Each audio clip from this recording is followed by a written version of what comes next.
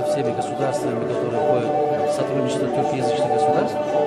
Я считаю, что это огромная честь, большое везение для нашей страны, ибо та древнейшая культура кочевников и игры кочевников, как носители данной культуры, впервые форум проводится на берегу нашей жемчужины Иссык-Куле, и эти первые игры будут проводиться на нашей земле.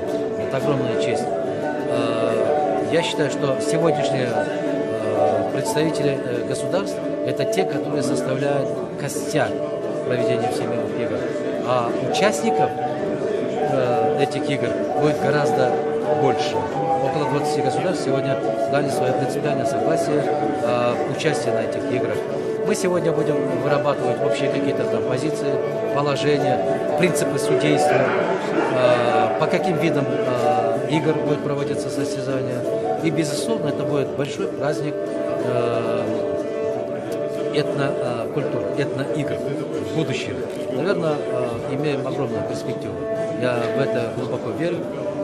Надеюсь, что мы добьемся. Это нам под силу. Что касается финансирования, общий проект на сегодняшний день составляет порядка $3 миллионов.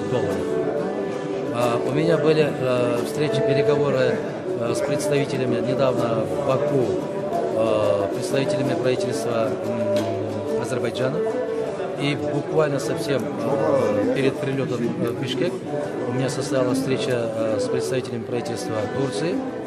И после прибытия в Стамбул предстоит визит, рабочий деловой визит в Астану с представителями правительства Казахстана. Есть страны, которые изъявили желание выступать в качестве генерального спонсора по какому-то виду. Может, это Кунанчавыш, может, это Кыскумай, может, это Ениш, Грюш, может быть. Но если даже мы не можем найти извне спонсоров, руководство Кыргызской республики изъявило твердое убеждение, что Кыргызстан на сегодняшний день в состоянии провести эти всемирные игры кочевников.